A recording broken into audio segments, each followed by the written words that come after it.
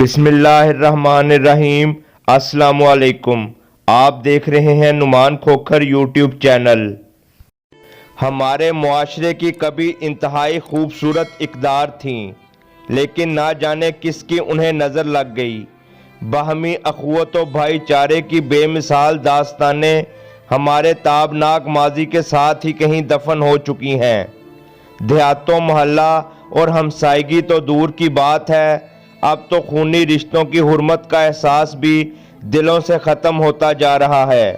آج کی المناک داستان بھی تیزی سے دم توڑتی انہی سماجی اقتدار کا نوحہ ہے۔ چیچا وطنی فیصل کالونی کے رہائشی محنت کش مسیحی خاندان میں یکے بعد دیگر 6 بیٹیوں نے جنم لیا۔ بڑی دعاؤں کے بعد بالآخر مراد پوری ہوئی اور 7واں بیٹا ایلی اسد ممتاز پیدا ہوا۔ 24 سالہ ایلی اسد ممتاز عرف چیتا مسیح شادی شدہ تھا، جو کہ وابڈا میں ملازم تھا، اور اس کے بعد 8ویں بیٹی ہوئی جس کا نام مایا تھا۔ 21 سالہ مایا گھر والوں کے بیجا لاڈ پیار اور محبت کی وجہ سے کافی حد تک آزاد خیال واقع ہوئی تھی، اور یہی وجہ تھی کہ اس نے 3 سال قبل شہر میں واقع میڈیکل لیب کے خوبرو مالک احتشام کے ساتھ تعلقات قائم کر لیے۔ گزرتے وقت کے ساتھ ساتھ دونوں کی دوستی پروان چڑھتی رہی، آپس میں کبھی جدا نہ ہونے کی قسمیں کھائی گئیں اور شادی کے عہد و پیمان بھی باندھے گئے۔ شادی کے لیے مایا بی بی 10 ماہ قبل اپنے محبوب کے ہمراہ عظیم صوفی بزرگ حضرت بابا فرید شکر گنج کے دربار پر جا کر اپنا آبائی مذہب ترک کر کے اسلام قبول کر چکی تھی اور باقاعدگی سے اسلامی تعلیمات بھی حاصل کر رہی تھی۔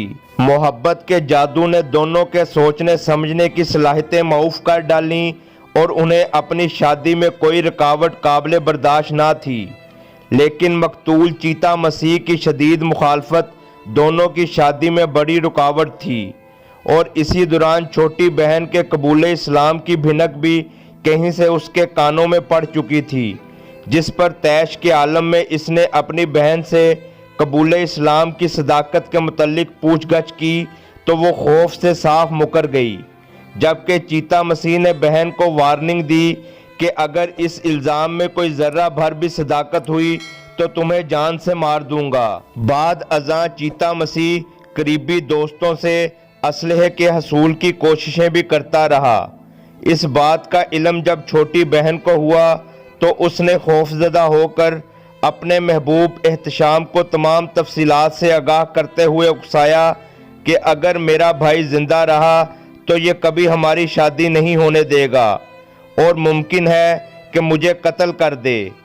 پیار کے خود غرض دیوانوں نے باہم طویل صلاح و مشورے کے بعد اپنے راستے کی واحد بڑی رکاوٹ کو ہمیشہ کے لیے ختم کرنے کا فیصلہ کر لیا۔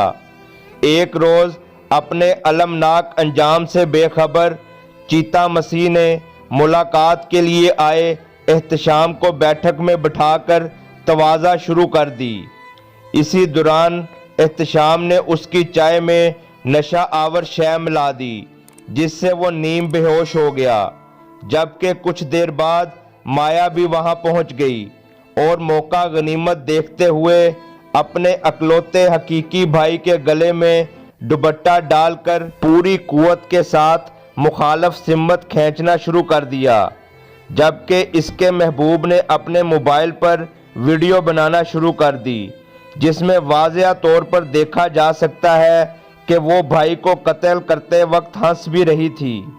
اسی اثناء میں مقتول کی بیوی اپنے ہمسائے کے ہمراہ غیر متوقع طور پر اچانک بیٹھک کی جانب آئی تو انہوں نے اپنے شوہر کو دم گھٹنے سے تڑپتے دیکھ کر شور مچا دیا، جس پر دونوں ملزمان اہل محلہ کے اکٹھے ہونے سے قبل ہی گلی میں کھڑی موٹر سائیکل پر بیٹھ کر فرار ہو گئے۔